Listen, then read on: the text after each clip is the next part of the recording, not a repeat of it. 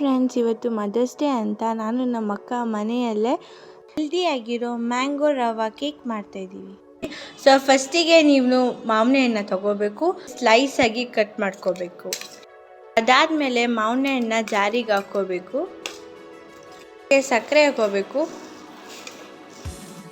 ಹಾಲನ್ನ ಹಾಕೋಬೇಕು,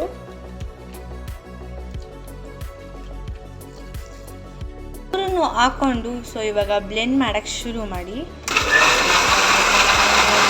fruit pulp ರೆಡಿಯಾಗಿದೆ.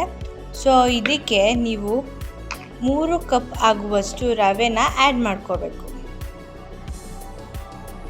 4 ಕಪ್ ಆಗುವಷ್ಟು ಎಣ್ಣೆನ ಆ್ಯಡ್ ಮಾಡ್ಕೊಳ್ಳಿ. ಆಮೇಲೆ ಮತ್ತೆ ನೀವು ಗ್ರೈಂಡ್ ಮಾಡೋಕ್ಕೆ ಸ್ಟಾರ್ಟ್ ಮಾಡಿ. ಒಂದು ಬೌಲ್ ಒಳಗಡೆ ಹಾಕ್ಕೊಬೇಕು. 1 spoon baking soda, 1 spoon baking powder, ಹಾಗೆ ವೆನಿಲಾ ಎಸೆನ್ಸ್ನ ಆ್ಯಡ್ ಮಾಡ್ಕೋಬೇಕು. ಸೊ ಇವಾಗ ಕನ್ಸಿಸ್ಟೆನ್ಸಿ ನೋಡಿಕೊಂಡು ಸ್ವಲ್ಪ ಮಿಲ್ಕ್ ಆ್ಯಡ್ ಮಾಡಿ ಹಾಗೆ ಮಿಕ್ಸ್ ಮಾಡ್ಕೊಳ್ಳಿ.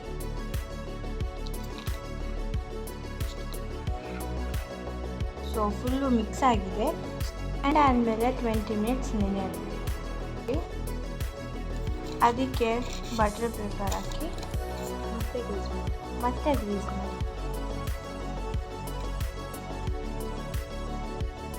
ಇದಕ್ಕೂ ಮುಂಚೆ ಓವನ್ನ ಪ್ರೀಹೀಟ್ ಮಾಡ್ಕೋಬೇಕು. ಸೊ ನಾವು ಕನ್ವೆನ್ಷನ್ ಮೂಡಲ್ಲಿ ಇಟ್ಕೊಂಡು 10 ಪ್ರೀಹೀಟ್ ಮಾಡ್ತೀವಿ. ಆಗಿರೋ ಬ್ಯಾಟರ್ನ ಮೋಲ್ಡ್ ಒಳಗಡೆ ಹಾಕ್ಕೊತಾ ಇದ್ದೀವಿ.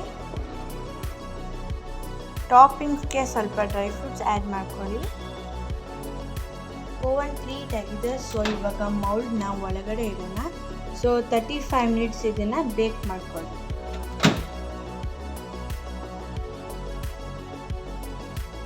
ಇಷ್ಟು ಚೆನ್ನಾಗಿ ಬೇಕಾಗ್ತಿದೆ ನೋಡಿ, ತುಂಬ ಖುಷಿ ಆಗ್ತೈತೆ ನನಗಂತೂ.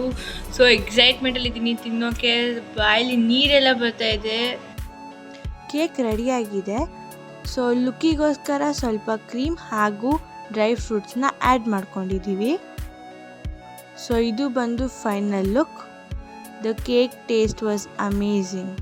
Thank you for watching the video. ನಿಮಗೆ ಇಷ್ಟ ಆಗಿದ್ರೆ ಲೈಕ್ ಮಾಡಿ, ಶೇರ್ ಮಾಡಿ, ಹಾಗೆ ಸಬ್ಸ್ಕ್ರೈಬ್ ಆಗೋದು ಮರಿಬೇಡಿ.